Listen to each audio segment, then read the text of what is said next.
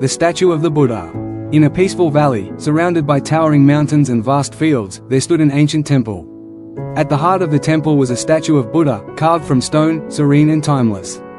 The statue had stood for centuries, its features worn by the hands of time, its surface weathered by wind, rain, and the touch of countless pilgrims who sought solace in its stillness. Yet, despite the passage of so many years, the statue remained a symbol of peace, wisdom, and inner calm. The villagers who lived near the temple often visited the statue, finding comfort in its quiet presence. It was a place where they could sit and meditate, reflect on their lives, and seek guidance. The statue, though eroded in places, was a constant in their lives, a reminder of the Buddha's teachings, that life was impermanent, that suffering could be overcome, and that peace could be found through acceptance of change. One day, a young monk named Jiro came to the temple.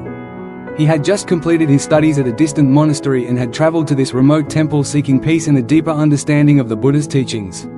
Jiro was eager to meditate and learn, but as he gazed upon the statue, he was struck by how worn it had become. The stone that once appeared smooth and immaculate now had cracks running through its face, and parts of its fingers were chipped away. It no longer held the pristine perfection it once must have had. Jiro felt uneasy. How could something so sacred be so worn down, he wondered. Doesn't the statue deserve to remain unchanged, just as the Buddha's wisdom is eternal? The elder monk, Master Kaito, had been watching Jiro from a distance. He approached the young monk and smiled softly, his eyes twinkling with a knowing kindness. "Jiro," he said, "what troubles you?" Jiro gestured toward the Buddha statue. "Master, I have been taught that the Buddha's image should remain perfect, untouched by time. But look at this statue.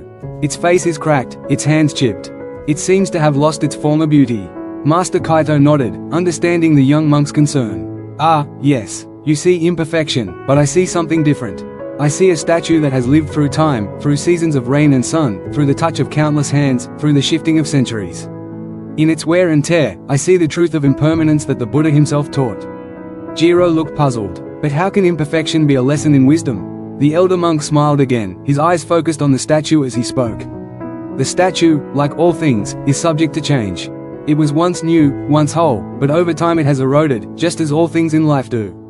We, too, are born whole and vibrant, but as we age, we wear down, we change, and we eventually return to the earth. The Buddha's teachings are not about resisting this change, but about accepting it with grace." Master Kaito paused, allowing his words to settle in. The statue's impermanence is its wisdom. Its erosion does not take away from its truth, it enhances it. It is a reminder that all things, no matter how sacred or important, are temporary. And in this temporary nature, there is beauty. Jiro was silent, contemplating the elder monk's words. He had always believed that wisdom was something to be preserved, something eternal, untouched by the world. But now, looking at the statue, he understood that true wisdom wasn't about perfection. It was about embracing the passage of time, accepting that all things, people, places, and even objects, are in a constant state of flux. The Buddha himself, Master Kaito continued, is a symbol of peace and enlightenment, not because he resisted life's changes, but because he accepted them with understanding. Just as this statue has weathered the ages, so too did the Buddha's teachings endure. It is through acceptance of impermanence that we find peace, not through trying to hold on to things as they were. Jiro nodded, a sense of calm beginning to settle over him. The statue's eroded features no longer seemed like a loss, but rather a natural part of its journey. In its imperfections, he could see the passage of time, the way everything in life ebbs and flows, changes and fades. As he sat in meditation before the statue, Jiro felt a deeper connection to the teachings of the Buddha. He understood now that nothing in life, whether a statue, a person, or a moment, could remain unchanged forever. And yet, in the very act of changing, there was meaning.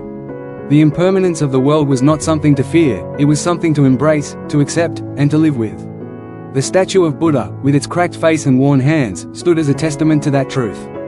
Through its erosion, it continued to teach the villagers, just as the Buddha's wisdom had endured through time. The message was clear: all things change, all things fade, and in this natural flow, there is peace. From that day forward, Jiro visited the statue often. He no longer saw its erosion as a flaw, but as a symbol of the ever-changing nature of life. And in its quiet, weathered presence, he found peace in the knowledge that everything, in its time, would change, and that in change itself, there was a deeper beauty. The statue of Buddha continued to erode with the passage of years, its stone body slowly yielding to the forces of nature. But each crack, each chip, was a reminder to those who came to meditate before it that nothing in life is permanent, and that acceptance of this truth was the path to true peace. Thanks for watching. If you found this video insightful, don't forget to give it a like, share it with others who might benefit, and subscribe to the channel for more valuable content like this. Hit the bell icon so you never miss an update. See you in the next video.